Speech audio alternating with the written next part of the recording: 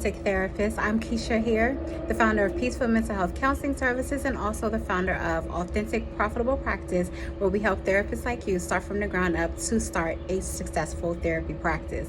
Guys, today you notice that my background is a little bit different, and also probably my hands are going to be a little bit shaky, and that's because I'm out here working on ways to build my businesses that can ultimately help you to build your profitable practice.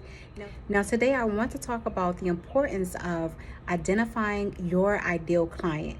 Now, one of the most important ways that you can identify your ideal client is to understand who you like to really work with.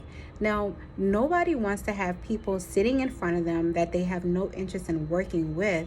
So you want to make sure that it's actually someone that you enjoy working with. So then when you think about it, what are the type of clients that you actually think that you can help?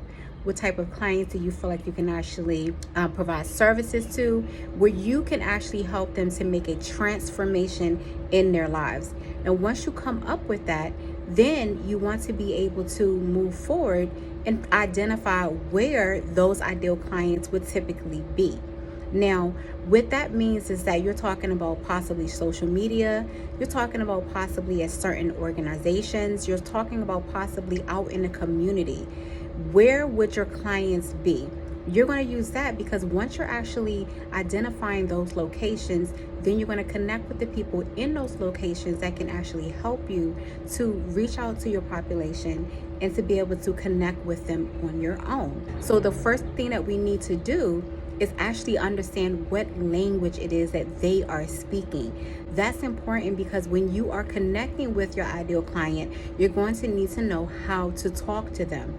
Okay, when it comes down to talking to your ideal client, you're talking about in your messaging through social media, you're talking about in your messaging with, let's say, directors over certain programs that you have a desire to work with. You need to know how they speak.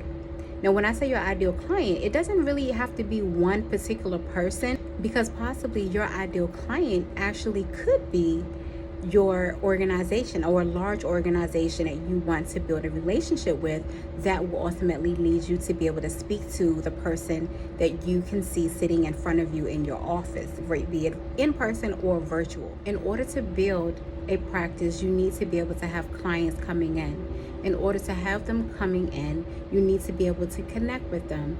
In order to connect with them, you need to be able to communicate to them.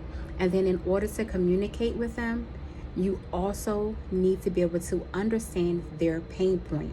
So let's talk a little bit about the pain point. Now, when you're talking about the pain point of a client, you guys should really all know this because we're talking about presenting symptoms, whatever those things could be. So let's give an example.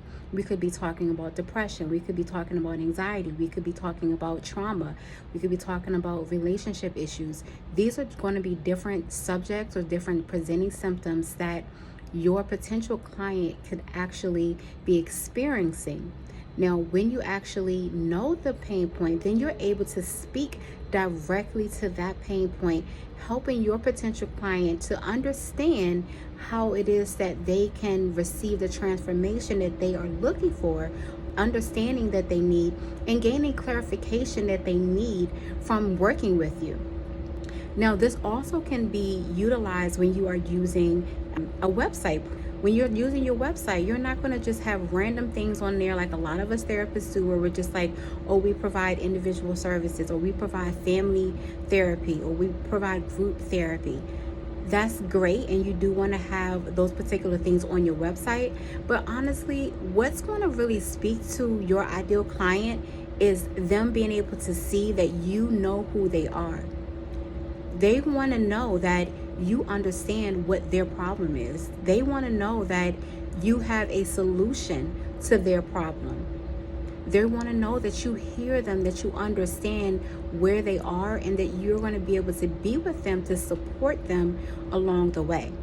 This is all a part about identifying your ideal client. So when you think about getting into private practice, I know especially when you're first starting, you really just want to just say, okay, well, I'll take everybody out. It doesn't matter who they are. I just want to get people in my office.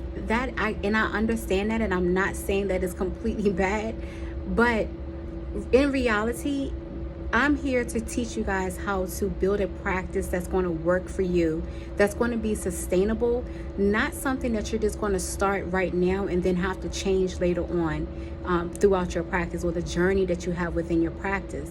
I want you guys to be able to create something that's going to be, that's going to last long, that's going to be something that you enjoy doing. And it has to start with the people that you're actually going to be providing services to.